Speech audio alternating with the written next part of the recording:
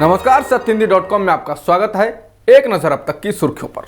भारत में एक दिन में लगभग 50,000 नए कोरोना संक्रमण के मामले दर्ज किए गए हैं और 517 लोगों की मौत हुई है, जिसके साथ ही देश में कुल संक्रमितों का आंकड़ा 80,40,000 के पार हो गया है और मृतकों की संख्या 1,20,000 के पार हो चुकी है। फिलहाल एक्टिव मामले 6,03,000 से ज्यादा हैं। भारत में एक दिन में 10,75,000 से अधिक सैंपल्स की टेस्टिंग की गई है, जिसके बाद देश में कुल टेस्टिंग का आंकड़ा 10,65,63,000 के पार हो गया है। एक अंग्रेजी अखबार को दिए इंटरव्यू में प्रधानमंत्री मोदी ने कोरोना वैक्सीन को लेकर चर्चा की। पीएम मोदी ने वैक्सीन के सवाल पर कहा कि मैं देश को आश्वस्त कराना चाहता हूं कि जैसे ही देश में वैक्सीन उपलब्ध होगी, हर किसी को वैक्सीन दी जाएगी, किसी को छोड़ा नहीं जाएगा। कोरोना संकट को लेकर प्रधानमंत्री मोदी ने कहा कि भारत में सरकार के वक्त पर लिए गए फैसलों और लोगों की मदद से काफी जान बच पाई है। लॉकडाउन लगाने और फिर अनलॉक की प्रक्रिया में जाने की टाइमिंग पूरी तरह से सही थी। दुनिया में कोरोना की रफ्तार थमते हुए नहीं दिख रही है। WHO के मुताबिक पिछले एक हफ्ते में दुनिया भर में 20 लाख मामले दर्ज किए गए हैं, जो इतने कम समय में अब तक के सर्वाधिक मामले हैं।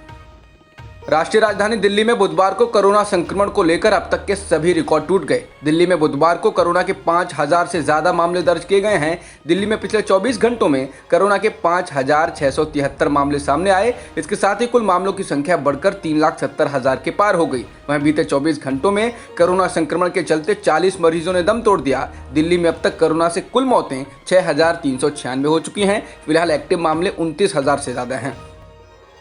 महाराष्ट्र में एक दिन में 6,738 नए मामले सामने आए हैं और 91 लोगों की मौत हुई है, जिसके साथ ही राज्य में संक्रमितों का आंकड़ा 16,60,000 के पार हो गया है और मृतकों की संख्या 43,000 के पार हो गई है। फिलहाल एक्टिव मामले 1,29,000 के पार हैं।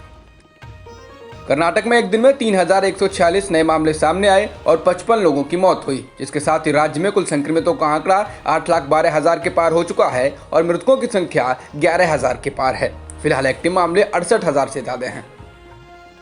तमिलनाडु में एक दिन में 2,516 नए कोरोना संक्रमण के मामले आए हैं और 35 लोगों की मौत हुई है, जिसके साथ ही राज्य में कुल संक्रमितों का आंकड़ा 7,16,000 से ज्यादा हो चुका है। फिलहाल एक्टिव मामले 26,000 से ज्यादा हैं।